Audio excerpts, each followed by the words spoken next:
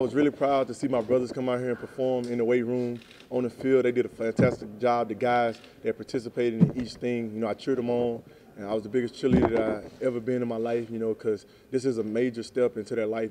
They was building their resume today, and I knew they had to do a great job. And, I was fortunate to go to the combine and put on a show for the people at the combine, so I feel like I didn't have to do everything here. I really feel like I ain't had to do nothing, but the competitive nature in me wanted to do drills just to, get out there and run around, because it's been a long time, and I missed the game of football.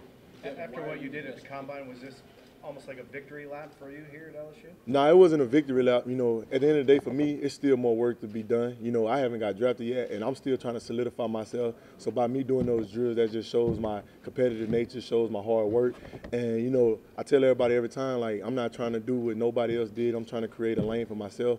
And it hasn't been too many linebackers that went in the top 5. Some went 8, 11, 10. I'm trying to go top 5. Like, whether it's 1 through 5, I want to be that pick, and I want to show that team that I'm willing and ready to come in and, be the leader of that defense. Do you think you're there at top 5? I know I'm there. It just all depends on what a team need. Like, a team might want me to the fullest, but they're not in a position to take me. But it's one team out there that really, really love me, and they probably willing to trade up, or they probably already got the pick, and I feel like they'll take me. But, I won't know till April 25th. So when y'all catch me in Nashville and the first couple picks come out, just know Get Live 40 would be one of them. Have you and your agent had a lot of talk with scouts so far, like on other teams, and what's kind of the response? Shoot, just before this pro day, I had 6 visits alone from teams with top picks.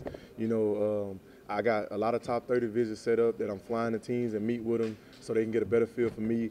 And my agent, man, I told him I don't want you to tell me nothing, because at the end of the day, a team can tell us something and something can happen different on draft night. So I want to go in with no expectations, but expecting for the best. And I'm just praying to God that the best happen. And, I put it all in his hands, because I feel like I control what I can control. Yeah, what are you telling teams in the interviews just about what you bring to the table, just bottom line? Man, first and foremost, I tell them the tape don't lie. The tape will speak for itself. The type of player that I've been for LSU for 3 years, even when I wasn't in the spotlight and I wasn't playing, I was a guy who was always, cheering on the other teammates. I was a guy who played special teams and just came to work every day with a relentless, attitude, whether it was in the weight room, on the film, in the classroom. I'm a guy, I never missed a class at LSU. I was here 3.5 years.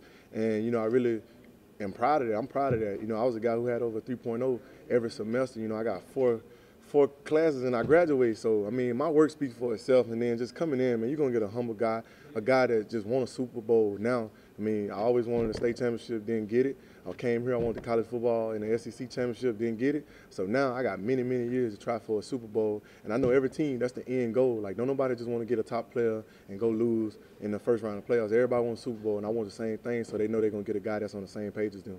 What have teams said to you about the idea of drafting inside linebacker top 5? They say, man, it just depends on who the player is. Like, if you're worth it, you're going to get picked there. And then there's also coming, is it a need right there with them teams that got them spots? And, like, a person know, like, Devin not going to be on the board too long, and we're not going to find another Devin in 10 years from now. Like, he's rare. God took his time when he made him, and I'm really appreciative of that, because you don't find too many linebackers running 4.42 at 240 pounds, jumping 40-inch vertical. Like, everything that I do, I feel like, I'm the only person that can do that. And, everybody different in their own ways and everybody's similar, but I feel like I'm different all the way around the board, from my character to my play on the field, just to the type of human being that I am. And, teams know that, like, we got to jump on this guy if we really want him. And, because if not, then you got to wait 5 years until free agency to pick me up. But then the price is going to go up. I'm going to be looking for $100 million then. Devin, is it crazy to think 3 years ago you were running the ball?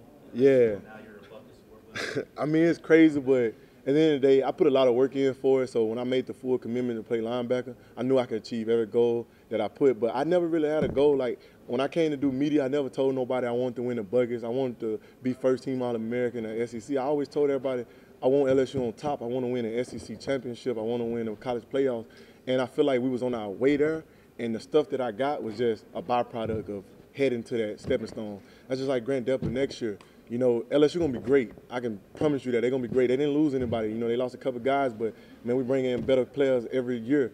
And I feel like they're going to be a winning team. He's going to be a captain. And that Thrope Award, you know, everything he wants. The award that he was up for last year, I feel like all that is in the reach because you're chasing something bigger than that, and it just come along with it. So, I mean, that's just the stage I'm on, man. I'm just thankful for it, man. That buckets, I mean, even though it wasn't my ultimate goal, it really means a lot to me to achieve it because I always set out to be the best at what I do, and that exemplified that I was the best linebacker in college football. And, you know, I'm biased against myself. I feel like I should have won it 2 years in a row, but, I mean, you know, the people, the coaches, the scouts, a lot of people go into that decision. They didn't feel that, so I feel like I had to work harder to achieve it the next year, and it came. Devin, I don't know if you're talking to defensive coordinators, but what do you think the biggest challenge is or the next step is for you mentally in the NFL, the next progression? Well, my biggest challenge from talking to coaches, head coaches, general managers, defensive coordinators, linebacker coach, they say, you know, when you came in as a freshman at LSU, you looked up to those older guys. You're going to come in, there's going to be a guy that's been playing for 8 years, got a whole family. You can't look up to him.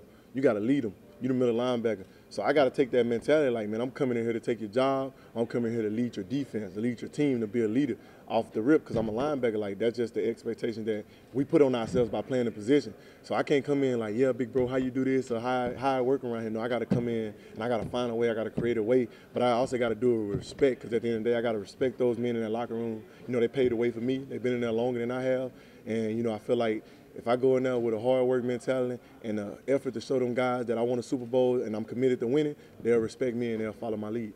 You got pretty emotional at the combine after the 40. I guess just what was going through your mind in that moment? I mean, the whole time I ran, you know, I was training at Exos up in Texas with Coach Brent Callaway. You know, he's the best to do it. That's why I trained with him. And the whole time I was up there, I was a high 4.4 guy, like 4.45, 4.46. Like, I knew I was going to run fast. And then, you know, he was like, Devin, you know, you can go for a 3. You can go a high 4.3, and I was like, man, I don't know. I know I'm a 4.4 guy all day.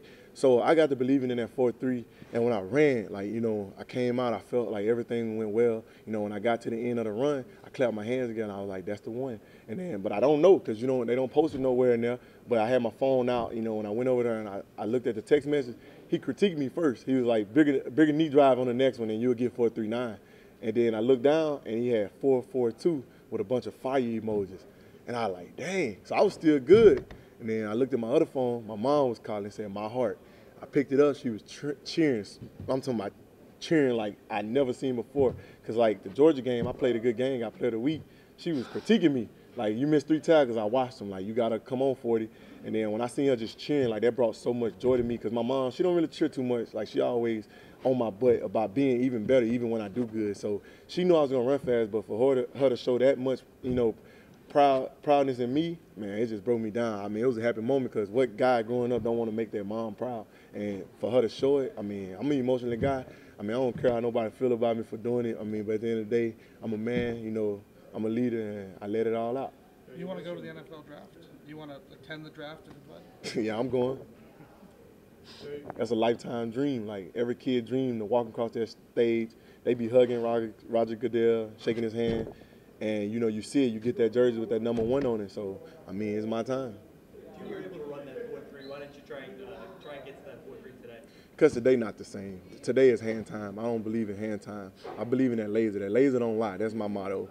So, I mean, I feel like the 4.42 stood. Some scouts had me in the 4.3s hand time at the combine. So if I want to say I'm a 4.3 guy, I can say I'm a 4.3 hand time guy, but the laser don't lie, and I respected the laser, and I put in the work to get that time, so I was done with it. Nobody needed to see no more speed. I got speed on the tape. I got speed at the combine.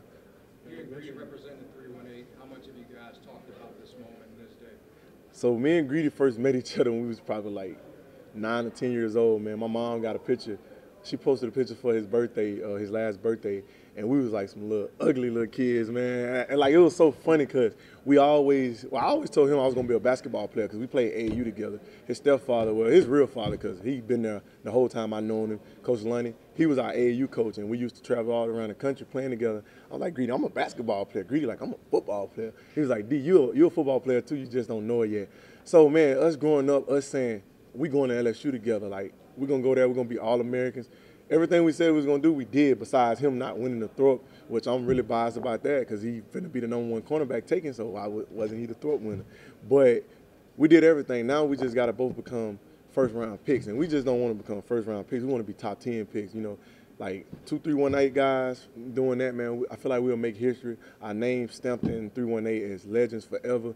But we don't want to stop here. We want to keep going. We want to motivate the youth. We want to give everybody, you know, in that part of the area a positive outlook on making it. You know, we can make it out of here. Those two guys did it, and they did it in a great fashion at the best school in the world, so why can't we? And I feel like we're accomplishing all that. And one thing about me and Greedy, we're going to continue to give back to the community, and we're going to just be a positive role model, and we're going to shine bright on the 318. You trust Greedy on Daisy May? Man, he don't know how to ride. He came out there, he was going to try, but he decided not to. But I trust Greedy with my life. I trust Greedy with my life, man. That's my brother. Like, man, if you cut him open, I might bleed. That's how close we are together. And, man, I love that guy. With everything in me, I do anything for him. Man, he can have anything for me to close off my back. He can take Daisy May for a week, and I feel good because I know he's going to treat her how I would. He can give me Chloe for a week to babysit, and I'm going to treat her just how he would. And that's just the brotherhood we got. So to answer your question, most definitely. One more for Devin. You need dinner dates tonight? Yeah, I'm going to eat with Nike. I just signed a deal with Nike. You know, I've been a Nike guy for a long time. LSU got a Nike on right now, and I want to forever be a part of that brand. So I had a lot of offers on the table, and I narrowed it down, and I was blessed to stay a part of the Nike family. So I got a dinner date with my guy Matt, with the Nike family, with my family, and we about to combine and become one big family.